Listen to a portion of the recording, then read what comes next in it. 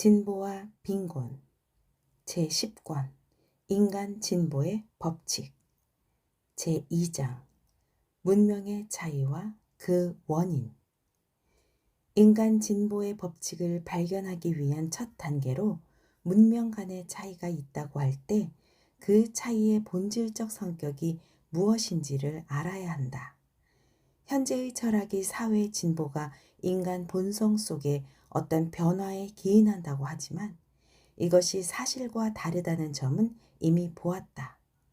상이한 문명 단계에 있는 여러 사회의 차이가 각 사회를 구성하는 개인의 내재적 차이 때문이 아니라는 점도 조금만 생각해 보면 알 수 있다. 자연적 차이가 있다는 말도 옳고 유전에 의해 특성이 전수된다는 말도 틀림없다.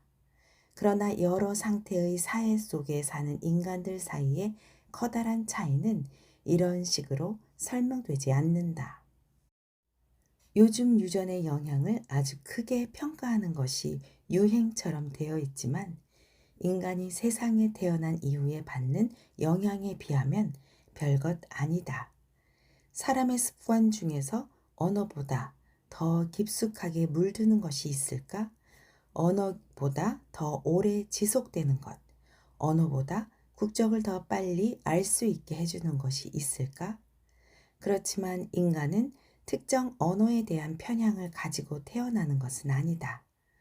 모국어는 어릴 때 배우기 때문에 모국어가 될 뿐이다.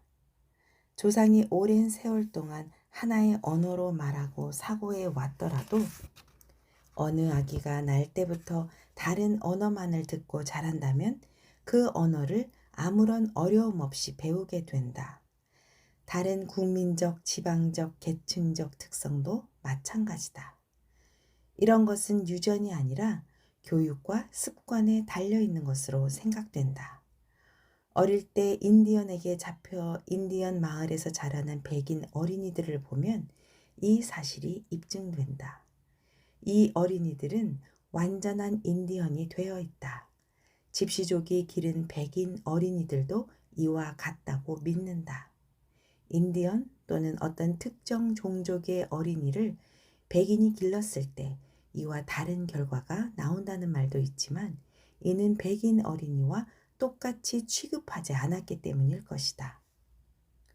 유색인종 학교에서 가르쳤던 사람의 말을 들으면 유색인종 어린이는 10살이나 12살까지는 백인 어린이보다 똑똑하고 빨리 배우는데 그 이후에는 둔해지고 주의력도 떨어진다고 한다.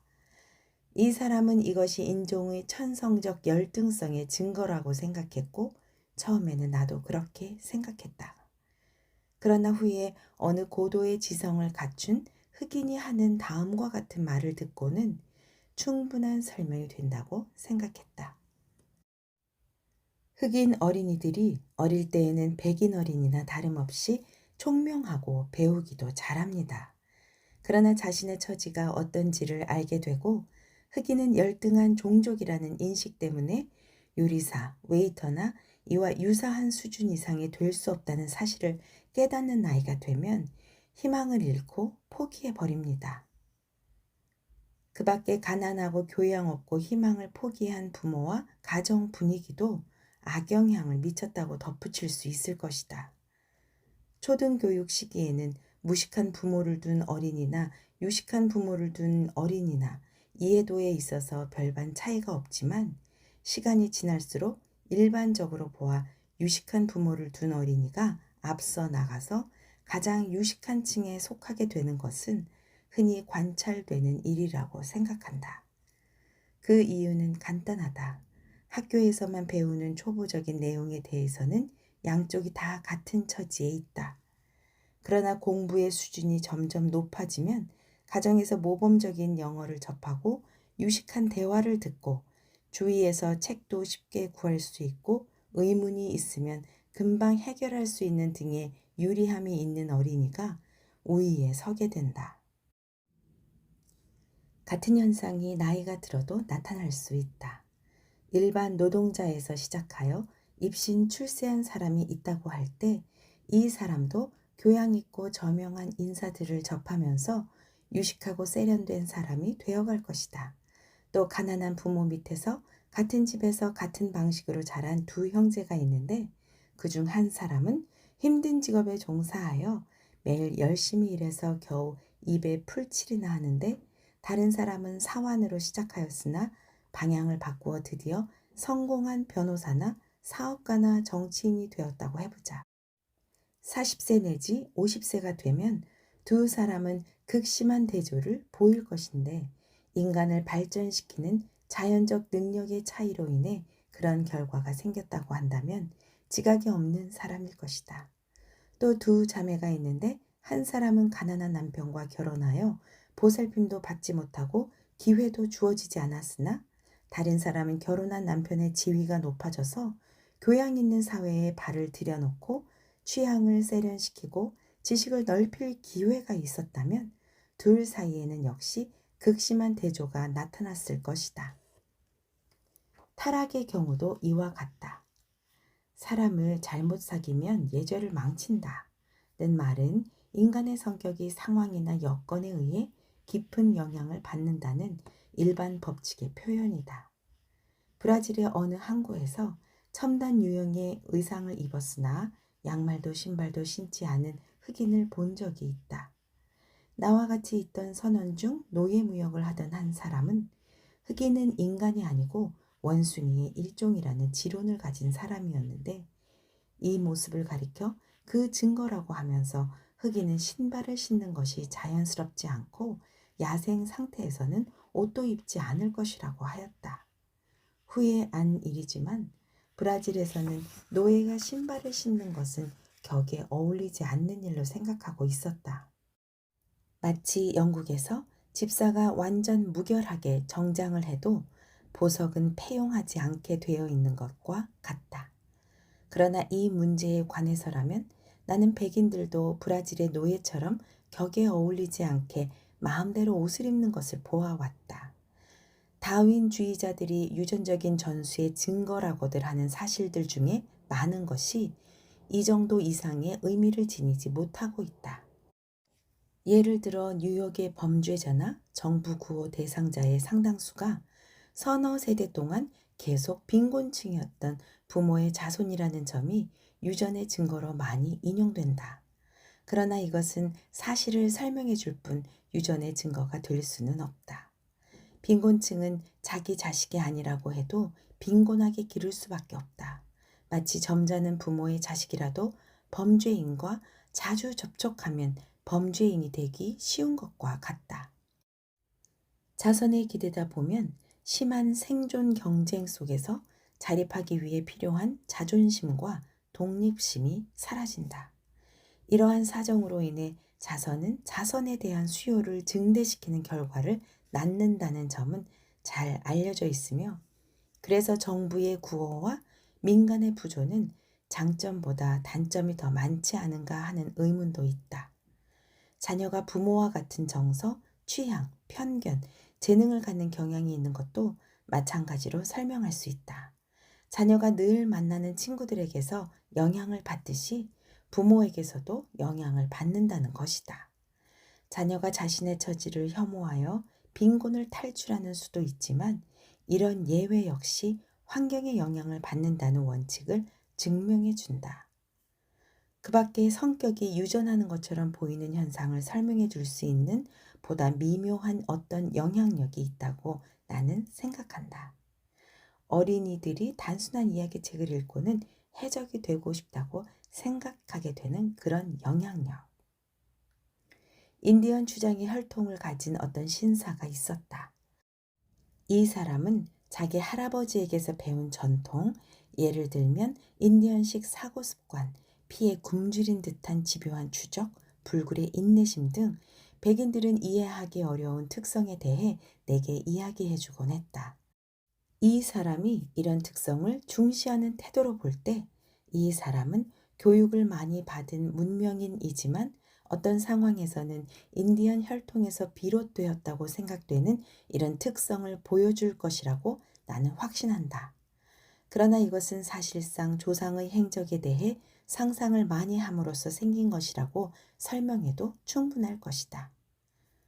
규모가 큰 사회에서는 계층 내지 집단 간의 지식, 신념, 관습, 취향, 언어 등 문화적 차이가 있으며 심하게는 같은 나라에 사는 각 민족 간에도 문명 사회와 미개 사회 간의 차이에 해당될 만큼 큰 차이가 나는 수도 있다. 석기시대 이래의 여러 사회 발전 단계가 현재 지구 위에 동시에 존재하고 있으며 같은 나라 같은 도시 내에서도 집단 간의 비슷한 정도의 이질성이 존재하기도 한다. 영국, 독일 등에서는 인종이 같고 같은 지역에서 출생하여 어린 시절을 보낸 어린이가 성장한 후에는 서로 다른 언어, 신념체계, 관습, 취향을 갖는 경우가 있으며 미국 같은 나라에서도 그만큼은 아니더라도 집단 간에 상당한 차이가 나는 경우를 볼 수 있다. 그러나 이러한 차이는 분명히 선천적인 것이 아니다. 감리교 신자냐, 카톨릭 신자냐, 또는 H 발음을 하느냐, 않느냐를 정해서 태어나는 아기는 없다. 집단 간에 생기는 모든 차이는 집단 속의 어울림에서 비롯된다. 제니 서리는 어릴 때 기독교 가정에서 데려다 기른 청년으로 구성되었지만 열렬한 회교도였고 터키의 특징을 고스란히 지녔다. 예수회 등의 신도들은 뚜렷한 특징을 가지고 있지만 그런 특징이 유전에 의해 계속 전해지지는 않는다. 학교나 군대와 같이 구성원이 단기간 머물다가 바뀌는 경우에도 집단의 특징이 유지되는데 이것도 정신적인 영향이 사람의 어울림에 의해 이어지기 때문이다. 어느 사회에서나 전통, 신념, 관습, 법률, 습관, 제도 등이 생겨 개인을 둘러싸는데 허버트 스펜서의 표현에 따르면 이러한 초유기체적 환경이 국민성을 결정하는 중요한 요인이 되는 것으로 나는 생각한다. 영국인이 프랑스인과 다르고 독일인이 이탈리아인과 다르고 미국인이 중국인과 다르고 문명인이 야만인과 다른 것도 유전적인 요인보다는 이러한 요인에 의해서다. 한 국민의 특징은 이런 방식으로 유지되고 확대되고 변화한다. 일정한 한도 안에서 또는 한도가 없다고 해도 좋다. 유전은 자질을 발전 내지 변화시킬 수 있다. 그러나 이것은 정신보다는 육체에 더 해당되며 육체 중에서도 인간적 부분보다 동물적 부분에 더 해당된다. 비둘기나 가축의 품종 개량 사례를 인간에게 적용하면 맞지 않는다. 그 이유는 명백하다. 인간의 생활은 가장 원시적인 상태라고 해도 동물보다 무한히 더 복잡하다. 인간은 무한히 더 많은 영향을 받는데 그 중에서 유전의 영향은 상대적으로 적어지고 있다. 만일 인류가 정신활동 면에서 동물보다 나을 것이 없이 그저 먹고 마시고 잠자고 번식하는 정도에 그친다면 양육 여하에 따라서는 가축처럼 다양한 신체적인 특징을 가진 여러 인종이 생길지도 모른다. 그러나 그런 인간이란 존재하지 않는다. 본래 인간에게는 정신의 영향력이 있어서 마음을 통해 신체에 작용함으로써 그 과정을 방해할 것이다. 마음에 걱정이 있는 사람은 돼지처럼 가두어 먹이더라도 살찌게 할 수 없다. 인간은 많은 동물종보다 지구에 오래 존속해 왔다. 또 기후 조건이 상이한 여러 지역에 분리되어 살아왔다. 이렇게 분리되어 사는 동물은 매우 다른 특징을 나타낸다. 그러나 인간의 경우에는 흰 말과 검은 말 간의 차이 이상은 없다. 인간은 분명히 개의 품종 내에서의 차이, 예를 들면 테리어나 스파니엘 내에서의 다양성만큼도 분화되지 않았다.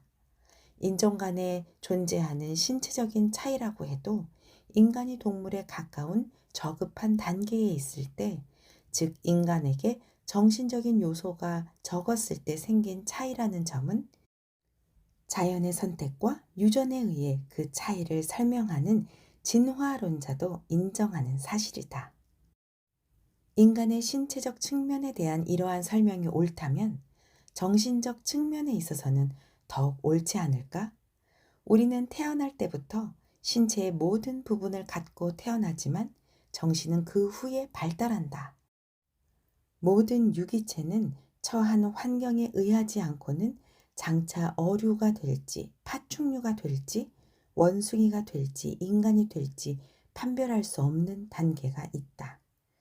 새로 태어난 아기도 이와 같다. 아직 의식과 힘을 갖지 못한 단계에 있는 아기가 자라서 문명인의 정신을 갖게 될지, 야만인의 정신을 갖게 될지, 영국식이 될지, 독일식이 될지, 미국식이 될지, 중국식이 될지는 전적으로 아기가 처한 사회 환경에 의해 결정된다. 고도로 계명한 부모에게서 난 아기들을 사람이 살지 않는 지역에 옮겨 놓았다고 가정해보자. 이 아기들이 제 앞가림을 할 만한 나이가 될 때까지 기적적으로 살아남았다고 할 때 이들의 상태는 어떨까? 현재 우리가 알고 있는 어느 미개인보다 더 보잘것없는 상태일 것이다. 이들은 불도, 연장이나 무기도, 언어도 스스로 찾고 만들어야 한다. 이들은 현재의 가장 미개한 종족이 가지고 있는 단순한 지식도 걸음마를 배우듯이 스스로 힘들여 찾아야 한다. 이들이 시간의 경과에 따라 이러한 지식을 갖추게 될 것이라는 점에 대해서는 의심의 여지가 없다. 인간의 육체에 걸을 수 있는 능력이 잠재되어 있듯이 인간의 정신에도 그와 같은 능력이 잠재되어 있기 때문이다. 그리고 옮긴 아기들이 문명 사회의 부모에게서 태어났건 미개 사회의 부모에게서 태어났건 이런 환경에서 배우는 내용이나 속도에 차이가 없을 것임은 분명하다. 특출한 개인에게서나 볼 수 있는 고도의 정신적인 능력이 모든 인류에게 부여된다고 하더라도 한 세대가 그 이전의 세대와 완전히 단절된다면 어떻게 될까? 이러한 단절 이후의 인류는 현재의 미개인이 오히려 계명되었다고도 할 정도로 형편없는 상태가 될 것이다. 그리고 이와 반대로 미개인의 아기들을 문명인의 아기들과 바꾸어 놓으면 성장하면서 차이가 생길까? 공정한 실험을 위해 어머니도 모르게 바꾼다고 하자. 여러 민족 내지 여러 계층과 많이 접촉해 본 사람이라면 차이가 생긴다고 보지 않을 것이다. 여기서 얻을 수 있는 위대한 교훈은 인간의 본성은 전 세계에 걸쳐 동일하다는 것이다. 이러한 교훈은 도서관의 문헌에서도 얻을 수 있다. 여행기는 제외하자. 문명인이 미개인에 대해 쓴 여행기는 미개인이 문명사회를 얼른 구경한 다음 쓰는 여행기처럼 별로 믿을 것이 못되기 때문이다. 다른 시대의 다른 민족의 생활과 사상을 다룬 대표적인 문헌으로서 현대의 우리 언어로 번역된 것을 보면 어느 민족이나 우리의 생활과 사상을 보는 듯하다. 여기에서 받는 느낌은 인간은 본질적으로 같다는 것이다. 에마뉴엘 도이치도 이렇게 말했다. 역사와 예술의 탐구 끝에 내리는 결론은 이렇다. 옛사람도 우리와 다르지 않다. 유전에 의해 전수되는 특징과 어울림에 의해 전수되는 특징을 잘 보여주는 민족은 세계 도처에 있다. 유태인은 유럽의 어떤 인종보다 훨씬 오랜 기간 동안 혈통의 순수성을 잘 유지했던 민족이다. 그러나 주의 깊게 관찰해 본 사람이라면 알겠지만 전수되는 특징은 외모뿐이며 그것마저 실은 흔히 생각하는 만큼은 아니라고 생각한다. 유태인은 계속해서 동족 내에서 결혼을 했지만 어디에서나 주변의 민족에게서 영향을 받았다. 영국, 러시아, 폴란드, 독일, 동방의 유태인은 같은 유태인이지만 민족 간의 차이만큼 유태인 간에도 차이가 있다. 그럼에도 유태인은 큰 공통점이 있고 어느 곳에서나 특징을 유지해 왔다. 그 이유는 분명하다. 어느 곳에서나 유태인의 독특함을 보존해온 것은 유태교 덕이다. 종교는 분명히 유전에 의해서가 아니라 어울림에 의해 전수된다. 종교는 어린이가 신체적 특징을 이어받는 것과는 달리 교육과 어울림에 의해 이어받는다. 유태교는 가르침의 내용도 배타적인데다가 주위의 의심과 혐오를 불러일으켜서 압박을 받음으로써 유태인 마을이 각 사회마다 별도로 형성되었다.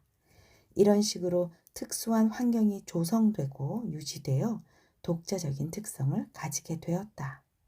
유태인이 동정 내에서 결혼하는 풍습은 이런 현상의 결과이지 원인이 아니다. 유태인 어린이를 부모로부터 떼어 이런 특수한 환경에서 격리시켜 기르지 않는 한 어떠한 박해도 이를 막을 수 없을 것이다. 그러나 유태인의 종교적 믿음이 약해진다면 결과가 달라질 수도 있는데 이 점은 유태인과 비유태인 간의 차이가 급속히 사라지고 있는 미국에서 이미 입증되고 있다. 흔히 종족 간의 차이라고 생각하는 것도 예를 들면 문명 정도가 낮은 종족이 고수준의 문명을 잘 수용하지 못한다든지 고수준의 문명 앞에 융해되어 버린다든지 하는 것도 이러한 사회적 금을 내지 환경의 영향으로 설명할 수 있을 것으로 본다. 사회 환경이란 쉽게 사라지지 않기 때문에 하나의 사회 환경에 속한 사람들은 다른 환경을 수용하기가 어렵거나 불가능하게 된다.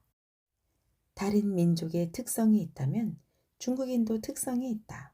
그러나 캘리포니아 주의 중국인은 미국식의 일이나 상업이나 기계 사용법 등을 잘 습득하여 융통성이나 선천적 능력에 있어 아무런 결함이 없음을 입증하고 있다.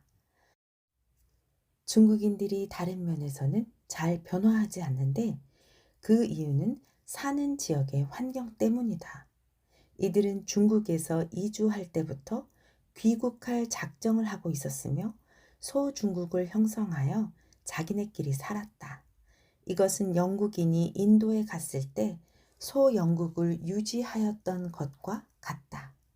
인간은 자연히 자기와 비슷한 사람과 같이 어울리려고 하여 개인이 완전 격리된 곳이 아니라면 자신의 언어, 종교, 관습이 지속된다. 뿐만 아니라 이러한 차이는 외부의 압력을 야기하여 자기네끼리의 어울림을 더욱 촉진한다. 이와 같은 명백한 원리는 하나의 문화가 다른 단계 내지 다른 형태의 문화와 접촉할 때 나타나는 현상을 완전히 설명해 준다. 여기에는 인종 간에 어떤 차이가 내재한다는 이론이 필요 없다. 예를 들면 비교 언어학상 힌두족은 그들을 정복한 영국인과 같은 종족이다. 힌두족을 완전한 영국적 환경에 둘 경우 가령 힌두 어린이를 영국 가정에 데려다 놓고 아무도 그 차이를 알 수 없는 가운데 기를 경우 한 세대만 지나면 완전한 유럽 문명을 심을 수 있음을 보여주는 개별 사례는 많이 있다. 그러나 인도 내에서는 영국적 관념과 관습이 아주 느리게 전파되는데 그 이유는 수많은 인구가 일상생활을 하는 가운데 확립되고 짜인 관념과 관습의 그물이 존재하기 때문이다. 베젓은 야만족이 고대와는 달리 현대의 서구 문명 앞에서 쓰러지고 있는 이유를 설명하기 위해 문명의 진보를 통해 신체가 강건해졌다는 가정을 하였다. 그는 또 고전 시대의 작가 중에 야만족을 애도한 사람이 없었다는 점, 야만족은 도처에서 로마인과의 접촉을 이겨내었고 로마인은 야만족과 동맹을 맺었다는 점을 언급한 후 이렇게 기술하였다. 물리학과 정치학 47에서 48면 기원후 1년의 야만족은 1800년의 야만족과 비슷하다. 그런데 야만족이 고대에는 당시의 문명인과의 접촉을 이겨냈으면서 현대에는 우리와의 접촉을 이겨내지 못한다면 우리가 고대 문명인보다 더 강건하다는 결론을 도출할 수 있겠다. 우리는 고대 문명인보다 더 심한 질병의 씨를 보유할 수밖에 없고 또 보유하고 있기 때문이다. 변하지 않은 야만인을 통해 이들이 접촉하는 상대방의 신체적 힘을 측정할 수 있다. 베젓은 1800년 전의 문명과 야만 상태 간의 격차가 현재의 우리 문명과 야만 상태 간의 격차와 어떻게 달랐는지에 대해 설명하지 않았다. 그러나 이런 이야기는 할 필요가 없고 또 인간의 신체가 조금이라도 개선되었다는 증거가 없다는 말도 할 필요가 없다. 우리의 문명이 열등한 종족과 접했을 때 어떤 영향을 주었는지 살펴본 사람이라면 답을 훨씬 쉽게 얻을 수 있다. 기분 좋은 답은 아니지만. 우리에게는 별반 해가 없는 질병이 야만인에게는 치명적인 것은 우리의 신체가 선천적으로 야만족보다 강건하기 때문이 아니다. 우리는 그런 질병에 대해 알고 대처 방법도 갖고 있으나 야만족은 지식도 대처 방법도 없기 때문이다. 전진하는 문명 속에서 부산물로 생긴 질병에 야만인이 감염되더라도 야만인은 무지로 인해 이를 방치해 두기 때문에 큰 피해를 입는다. 문명인이라고 해도 야만인처럼 무지하여 병을 방치한다면 역시 큰 피해를 입을 것이다. 실제로 우리가 대처 방법을 발견하기 전에는 큰 피해를 입었다. 뿐만 아니라 야만 상태에서 문명을 접하면 미개인은 힘이 약화될 뿐이며 문명인처럼 힘을 얻는 상황으로 올라서지 못한다. 미개인의 습관과 관습이 쉽게 사라지지 않는 가운데 미개인이 처하는 상황만 억지로 바뀐다고 해보자. 미개인은 사냥꾼이지만 사냥감이 없다. 미개인은 전사이지만 무기도 없고 분쟁은 싸움 대신 까다로운 법률로 해결해야 한다. 미개인은 단순히 이질적인 문화 사이에 놓인다기보다 베젓이 인도의 유럽 혼혈인에 대해 말했듯이 이질적인 도덕 사이에 놓인다고 할 수 있으며 양쪽 문명의 장점은 빼놓고 나쁜 점만 배운다. 결국 미개인은 자신에게 익숙한 생존 유지의 수단을 상실하고 자긍심과 도덕심도 상실하며 결국 타락하고 죽어간다. 개척지 마을이나 철도역 주변을 배회하면서 구걸하고 훔치고 더러운 영업을 하는 가련한 인디언이 있지만 백인이 인디언 사냥터에 침입하기 전에 인디언은 그렇지 않았다. 인디언은 지난 시절의 힘과 덕성을 잃고 높은 문명의 힘과 덕성은 얻지 못했다. 사실 우리 문명은 인디언을 몰아내면서 덕성을 베풀지 못했다. 개척지의 앵글로색슨족의 일반적인 생각으로는 원주민은 백인 사회에서 인정되는 권리를 가질 수 없는 족속이었다. 원주민은 빼앗기고 오해받고 속임을 당하고 이용당했다. 원주민은 죽어갔다. 우리도 이런 상황에서라면 죽어갔을 것이다. 로마화한 브리튼족이 야만인이었던 섹손족 앞에서 사라진 것처럼 원주민도 사라졌다. 고전시대 작가 중에서 야만족에 대해 애도한 사람이 없고 로마의 문명이 야만 문명을 파괴하지 않고 동화되었던 진정한 이유에 대해 생각해보자. 고대 문명과 당시의 야만 상태와의 차이가 지금보다 덜했다는 이유도 있다. 그러나 보다 중요한 이유는 고대 문명의 확산 방식이 우리 문명과 달랐다는 점이다. 로마 문명은 식민지의 확대와 함께 번져나간 것이 아니라 정복을 통해 새로운 지방을 복속시켰을 뿐이다. 현지의 사회 조직을 일반적으로 정치 조직도 상당한 정도로 변화시키지 않고 그대로 두었으며 그리하여 파괴와 타락 없이 동화의 과정이 진행되었다. 일본 문명도 이와 비슷한 방법으로 유럽 문명에 동화되고 있다. 미국에서 백인은 인디언을 문명화시킨 것이 아니라 소탕한 것이다. 인디언을 백인 사회에 수용하지도 않았고 인디언이 강력한 새 이웃에 의해 조성된 새로운 상황에 충분히 적응할 수 있도록 전통적 사고와 관습을 재빨리 변화시킬 수 있는 방식으로 양자 간의 접촉이 이루어지지도 않았기 때문이다. 인디언이 우리 문명을 수용하는데 선천적인 장애가 있는 것이 아니라는 사실은 여러 개별 사례들로 입증되어 있다. 그 외에도 실험적인 예로서 파라과이의 예수회, 캘리포니아주의 프란체스코회, 태평양 일부 섬 지역의 개신교 선교사 등도 들 수 있다. 인종이 육체적으로 개선된다고 하는 가정은 우리가 아는 한 어떤 시대에 대해서도 근거가 없으며 배젓이 고찰했던 시대에 있어서는 완전히 부정된다. 고대의 인물상, 당시 군인들의 군장이나 행군, 달리기 선수의 기록과 체조 선수의 재주 등을 보더라도 2000년 사이에 사람은 체구나 힘에서 개선되지 않았다. 정신적으로 개선된다고 하는 가정에 대해서는 많은 사람들이 상당한 확신을 가지고 있지만 이 가정은 터무니없다. 시인, 미술가, 건축가, 철학자, 운명가, 정치가, 군인으로서 고대인보다 더 위대한 정신력을 가진 사람이 현대 문명에 있는가? 고대 위인들의 이름을 구태여 제시할 필요는 없을 것이다. 초등학생도 잘 알 테니까. 정신력의 모범이자 화신을 보려면 고대로 돌아가면 된다. 아니면 옛날부터 널리 퍼져 있는 믿음처럼, 또는 레싱이 거의 확실하다고 선언했던, 레싱은 형이상학적 근거 위에서 이를 인정했지만 그 믿음처럼 환생이 가능하다고 잠시 상상하여 호메로스나 베리길리우스, 데모스테네스나 키케로, 알렉산더나 한니발이나 카이사르, 플라톤이나 루크레티우스, 유클리드나 아리스토텔레스가 19세기에 환생한다고 해보자.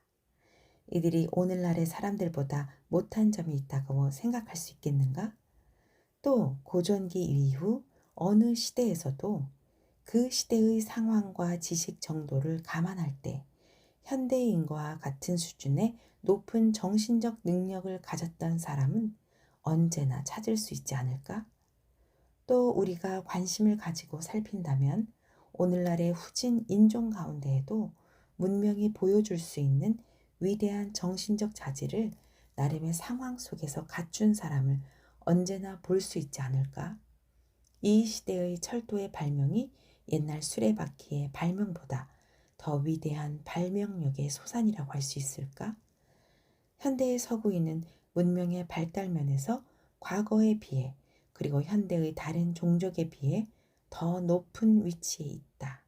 그러나 이것은 서구인이 높은 단상에 올라서 있기 때문이지 키가 커서 그런 것은 아니다. 수세기에 걸쳐 서구인은 키를 키운 것이 아니라 올라설 수 있는 구조물을 축조해온 것이다. 데프리에서 말한다. 나는 모든 사람이 신체적으로 똑같지 않듯이 능력이나 정신면에서도 서로 차이가 있다는 점을 부인하지 않는다. 지구에 존재하였던 수많은 사람 중에서 신체나 정신이 똑같은 사람은 없었을 것이다. 인종 간의 신체적인 차이가 있듯이 정신적인 차이가 있다는 점도 부인하지 않는다.